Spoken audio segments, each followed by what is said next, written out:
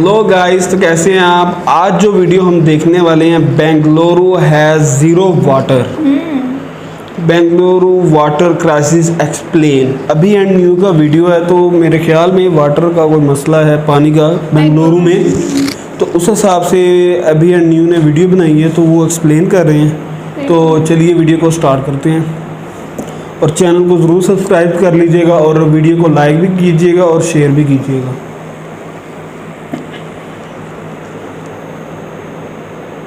बेंगलुरु का पानी खत्म हो चुका है। प्रॉब्लम इतना सीरियस है कि लोग बेंगलुरु छोड़कर जा रहे हैं। जो पहले 100 फीट में भी मिल जाता था, अब 1800 फीट खोदने पर भी नहीं मिलता। बेंगलुरु की कहानी पूरे देश के लिए एक वार्निंग है कि अगर हमने इस क्राइसिस को टैकल नहीं किया तो देश का फ्यूचर खतरे में होगा। ये वीडियो और ये टॉपिक काफी सीरियस है। आपको लग रहा होगा इसे स्किप करते हैं। हमारे पास आज पानी है, लेकिन आज पानी होना ये गारंटी नहीं है कि हमारे लिए कल भी पानी अवेलेबल हो। कल शायद ऐसे क्यों है? वजह क्या है? और वाटर कट्स का सामना करना पड़े। इसीलिए इस वीडियो को ध्यान से देखिए ताकि आप अपने आप को और भारत को भी एक वाटर क्राइसिस से बचा पाए। Chapter 1, how bad is the situation. Bengaluru Bharat की सिलिकॉन वैली, स्टार्टअप और आईटी हब है। 2024 में ऐसी न्यूज आने लगी कि Bengaluru is running out of water. Problem ये है कि बेंगलुरु का वाटर सप्लाई काफी ब्रोकन है। बेंगलुरु के 70% वाटर नीड्स कावेरी नदी से आते हैं और बाकी के water needs ground water pump करके आते हैं। और प्रॉब्लम ये है कि ग्राउंड से पानी निकल तो रहा है, लेकिन ग्राउंड में पानी वापस नहीं जा रहा। बेंगलुरु की ये इमेज काफी वायरल हो चुकी है। बेंगलुरु में अर्बनाइजेशन यानी कॉन्क्रीटाइजेशन, बिल्डिंग्स, रोड्स की संख्या 1000% बढ़ गई, लेकिन वाटर बॉडीज की संख्या ऑलमोस्ट 80% कम हो गई।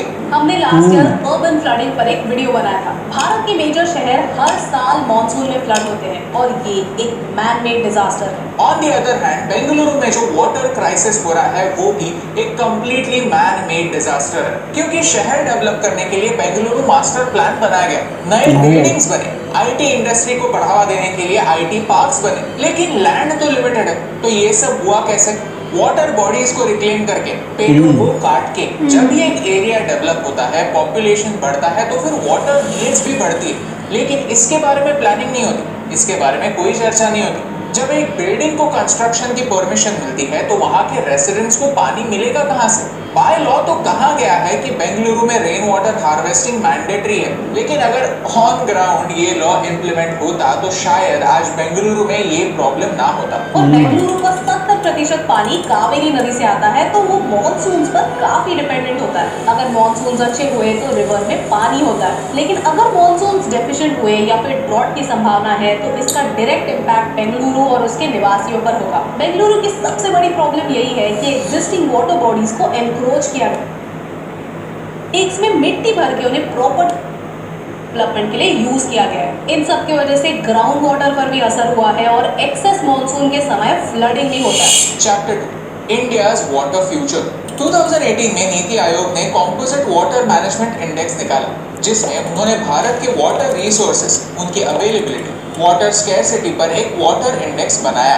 उस रिपोर्ट के पहले ही पेज में ये लिखा है कि 60 करोड़ लोग एक्सट्रीम वाटर स्ट्रेस्ड एरियाज में रहते हैं। हर साल 2 लाख लोगों की जाने जाती है, क्योंकि उन्हें क्लीन और सेफ खाना अगर ना भी मिले ना, पानी मिलना लाजमी है। पानी की वजह से बंदा जिंदा ही नहीं रहता। 6% of our GDP and that is huge. To put things in perspective, हम हर साल 2% of GDP हेल्थ केयर पर खर्च करते हैं एंड 3.5% of GDP एजुकेशन पर। और प्रॉब्लम ये है कि जैसे जैसे भारत और बढ़ेगा, हमारे वाटर नीड्स भी बढ़ेंगे। जैसे अपार्टमेंट्स बनेंगे, लोग ज्यादा पानी कंज्यूम करेंगे, और इस सब के लिए भारत के पास कोई कॉन्क्रीट प्लान नहीं है। नीति आयोग के कॉम्पोजिट वाटर मैनेजमेंट रिपोर्ट में ये ग्राफ बनाया था। आप जरा ध्यान से देखेंगे तो जिन स्टेट से गंगा नदी गुजरती है, उन स्टेट्स ने सबसे कम वाटर मैनेजमेंट और प्रिपरेशन की। इस वाटर स्कैरसिटी का बहुत लेवल्स पर इम्पैक्ट होता है। फॉर एग्जाम्पल, बिना पानी के हम खेती कैसे करेंगे?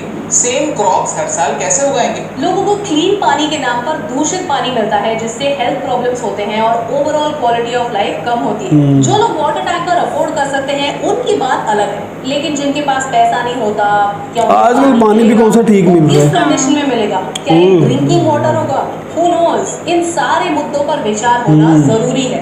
वाटर शॉर्टेज शॉर्टेज का फूड सिक्योरिटी से गहरा कनेक्शन है। अनफॉर्चुनेटली भारत राइस और शुगर केन जैसे high water intensity crops produce करता है, उन्हें एक्सपोर्ट करता है। इनसे हम हमारी वाटर सिक्योरिटी को कॉम्प्रोमाइज करता है। ये सारे पॉइंट्स नीति आयोग के रिपोर्ट में तो है, यानी हमारी सरकार को पता है, बस इन पर एक्शन नहीं ली जाती। अगर कोई पॉलिसी बनती भी है तो फिर वो ऑन ग्राउंड नहीं उतरती। लेकिन जब तक इन मुद्दों पर बात नहीं होगी तब तक हम हमारा पानी दुनिया भर में एक्सपोर्ट करते रहेंगे। भारत में एक्सेस शुगर प्रोड्यूस होता है, शुगर के हम बफर स्टॉक्स रखते हैं और उसे एक्सपोर्ट भी करते हैं। इसलिए नहीं क्योंकि ये प्रॉफिटेबल है, बट इसलिए क्योंकि ओवर प्रोडक्शन की वजह से प्राइसेस क्रैश हो सकते हैं। हम इतना एक्सेस शुगर केन प्रोड्यूस करते हैं कि उससे हम एथेनॉल प्रोड्यूस करते हैं। भारत में 62% वाटर नीड्स ग्राउंड वाटर से आते हैं और वहाँ पर भी वाटर स्ट्रेस का इशू है। भारत आज भी मेजरली थर्मल पावर से चलता है और thermal power plants heavy water consumers होते हैं, यानी इस वाटर शॉर्टेज की वजह से हमारे इलेक्ट्रिसिटी प्रोडक्शन पर भी इम्पैक्ट होगा।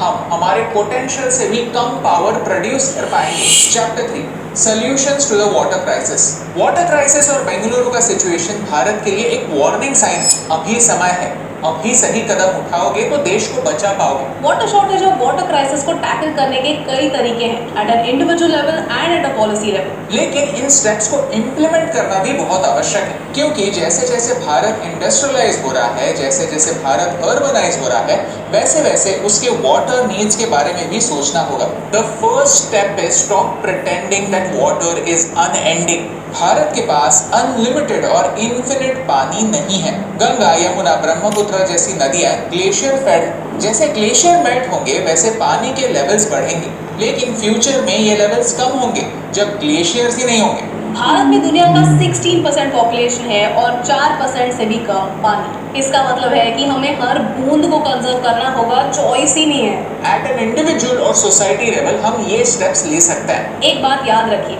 रीयूज। अगर आप पानी को मल्टीपल टाइम्स यूज कर पाए तो आपका वाटर डिमांड शार्पली कम हो सकता है। फॉर एग्जाम्पल, हमारे स्टूडियो में हम एसी का पानी कलेक्ट करते हैं और फिर उसे फ्लशिंग में यूज करते हैं, तो जो पानी वेस्ट में जाने वाला था वो अब फ्लशिंग में यूज होता है, तो हमारा ओवरऑल वाटर डिमांड कम होता है। आप आपके किचन के पानी को रीयूज कर सकते हैं, उन्हें प्लांट्स में यूज कर सकते हैं। वॉशिंग मशीन का पानी फ्लश करते समय एक और बार यूज कर सकते हैं। दूसरा सोल्यूशन ये है कि आप ऐसे वाटर कन्वर्टर्स का उपयोग करें जो आपके टैप्स में फिट होते हैं और आपके वाटर के फ्लो को कम करते हैं। ये वाटर को हाई स्ट्रीम जेट्स में कन्वर्ट करता है, जिससे वाटर कंजम्पशन तो कम होता है लेकिन क्लीनिंग में कोई कॉम्प्रोमाइज नहीं होता। इसे आप हर टैप में लगा सकते हैं। पर्सनल एग्जांपल बताता हूँ। हमारे घर पे आरओ है और इस आरओ का पानी हम 3 बार यूज करते हैं। जब भी पानी फिल्टर होता है तो फिर बचा कुचा पानी हम एक बकेट में कलेक्ट करते हैं। उसी बकेट का जो पानी है वो हम क्लीनिंग के लिए यूज करते हैं। फिर वो जो ग्रे वाटर बन जाता है उसे हम फ्लशिंग के लिए यूज करते हैं। यानी जो पानी ड्रेन में जा सकता था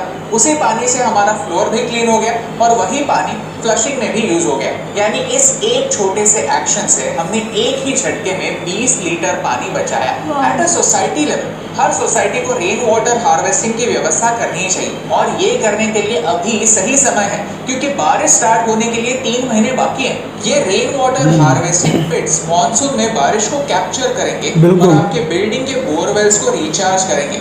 और इन रेन वाटर हार्वेस्टिंग स्ट्रक्चर्स का एक और बड़ा बेनिफिट है कि वो फ्लडिंग रोकते हैं, क्योंकि इनसे पानी डायरेक्टली ग्राउंड में चला जाता है। यानी रेन वाटर हार्वेस्टिंग का ड्रॉट्स में और फ्लड्स में दोनों सिचुएशंस में फायदा ही होता है। न्यू हाउसिंग प्रोजेक्ट्स में रेन वाटर हार्वेस्टिंग मैंडेटरी है ऐसा सुनने में तो आया है, but to be honest I am not really sure of the implementation. At a policy और गवर्नमेंट लेवल ये आवश्यक है कि हम ये छुपाने की कोशिश ना करें कि वाटर शॉर्टेज है। आई मीन केप टाउन का एग्जांपल लेते हैं, बीच में उसका हल निकालना चाहिए। आए थे कि Cape Town will be the first city to run out of water in 2018। मैंने एक रिपोर्ट पढ़ा कि केप टाउन ने अपने वाटर शॉर्टेज से कैसे डील किया। वहां पर पहला ही लाइन है कि गवर्नमेंट और म्युनिसिपैलिटी ने ये डिनाई नहीं किया कि वाटर प्रॉब्लम है। उन्होंने एडमिट किया कि पानी की समस्या है और हमें साथ मिलकर इसे सॉल्व करने की जरूरत भी है। पॉलिसी लेवल पर अर्बन डेवलपमेंट, पॉलिटिकल पार्टीज और रियल एस्टेट माफिया के लिए एक बेस्ट तरीका होता है पैसे खाने का। वाटर बॉडीज और वेटलैंड्स यानी दलदल टाइप एरियाज को भर के उन्हें कम रेट में बेचा जाता है। वाटर टैंकर्स का धंधा बनाया जाता है। लेकिन वाटर टैंकर्स में से कितना पानी टपकता रहता है आपको तो पता ही होगा। अगर बिल्कुल। दूध या पेट्रोल होता तो क्या ऐसे ही फॉल्टी ट्रक्स में ट्रांसपोर्ट होता? जिस चीज की हमें वैल्यू है क्या हम उसे ऐसे ही बहने देंगे? The answer is जबरदस्त। At the same time Bharat में कोई ग्रे वाटर रिसाइकलिंग पॉलिसी नहीं है। हर कोई अपने अपने स्टेप्स लेता है। ग्रे वाटर यानी टॉयलेट छोड़कर हर एक सोर्स से आया हुआ पानी, और इसका रिसाइकलिंग यानी इस पानी को दोबारा यूज करना। इस ग्रे वाटर को यूज करना, उसे कलेक्ट करना, उसे ट्रीट करना और रिसाइकल करना, इस सब पर नेशनली पॉलिसीज बनने चाहिए। हर स्टेट के भी पॉलिसीज होनी चाहिए, क्योंकि ये करने से पानी रीयूज होगा और डिमांड कम होगी। इस वाटर रिस्क एटलस को देखिए, भारत ऑलमोस्ट हर इंडिकेटर में एक्सट्रीम हाई रिस्क कैटेगरी में आता है। What I feel is जब भी कोई स्मार्ट सिटी डेवलप हो रही है उसमें लेक्स होना आवश्यक है, उसमें वेटलैंड्स को कंजर्व करके उनसे पार्क्स बनाना ये इम्पोर्टेंट है, और मैंग्रोव कंजर्वेशन मैंडेटरी है। अल्टीमेटली हमें ये याद रखना होगा कि वाटर एक गिफ्ट है, इसे हम फॉर बिल्कुल। ग्रांटेड नहीं ले सकते। क्लाइमेट चेंज की वजह से भारत में अनसीजनल बारिश हो रही है और शॉर्ट पीरियड्स में इंटेंस रेनफॉल होता है। इसी की वजह से हिमाचल जैसे एरियाज में फ्लैश फ्लड्स होता है। हर साल हमारे कई सारे शहरों में फ्लड्स होते हैं, ये एक रियलिटी। वाटर स्कैरसिटी भी एक रियलिटी, और जितनी जल्दी हम इस रियलिटी को एक्सेप्ट करेंगे उतनी ही जल्दी सॉल्यूशंस पर सोच पाएंगे। और यही बिल्कुल। इम्पोर्टेंट बात आप तक पहुंचाने से मुझे फर्क पड़ता है। बिल्कुल जी, ज़बरदस्त। जी तो गाइस, ये थी अभी एंड न्यू की वीडियो। तो पानी की कदर करनी चाहिए, बिल्कुल। उन्होंने कितना वेस्ट अच्छा नहीं करना explain चाहिए, किया कि बिल्कुल। वाटर को रीयूज़ करना सीखें, बिल्कुल। उसको वेस्ट करना नहीं। जैसे न्यू सिटीज़ बन रही हैं, अंदर बिल्डिंग्स वगैरह बन रही हैं, तो दरख्त तो वैसे ही कट रहे हैं, कम हो जा रहे हैं, तो उसकी बिल्कुल। वजह से पानी की भी शॉर्टेज हो रही है। ऐसा ही है। तो पानी की आपको कदर करनी चाहिए, और पानी का जितना भी आप कम यूज़ करें तो उतना बेहतर है। ज़ाया ना करें, कम ज़ाया ना करें। अगर यूज़ करते हैं एक जगह से तो वो दूसरी जगह भी इस्तेमाल हो सकता है। जैसे भाई ने कहा कि हम फ्लश के लिए यूज़ करते हैं, और अगर क्लीनिंग के लिए यूज़ क्लीनिंग के लिए यूज़ करते हैं, और ये वो वगैरह वगैरह। तो पानी का ख़ास ख्याल रखें, और बाकी अगर कुछ इंसिडेंट होने वाला है तो वो ना हो। यही ये है इंडिया में ही नहीं बल्कि पाकिस्तान में पूरे, भी लोगों को बिल्कुल। समझना चाहिए कि पानी की वैल्यू क्या है, पानी उसको की समझें। वैल्यू वो भाई ने बताया नहीं कि जैसे कि देखो पानी के टैंकर होते हैं, हाँ। वो कैसे गिर रहा होता है हल्का हल्का पानी। अगर जिसकी दूध या हमें पेट्रोल होता तो हाँ उसको बिल्कुल, इतना ना जिसकी waste हमें होता वो क्या कहते हैं कम वो नहीं है, कदर नहीं है। और चीज़ की वैसी कदर नहीं होती, तो बिल्कुल। समझना चाहिए कि ये वेस्ट ऑफ चीज़ नहीं है, इसको रीयूज़ करना सीखें, इसे स्टोर करना सीखें। बिल्कुल जी। तो गाइस, ये थी वीडियो अभी एंड न्यू की। तो कैसी लगी आपको तो लाइक कर दीजिएगा और कमेंट्स कर दीजिएगा वीडियो को। अब मिलते हैं नेक्स्ट वीडियो में, रखिएगा बहुत सारा ख्याल।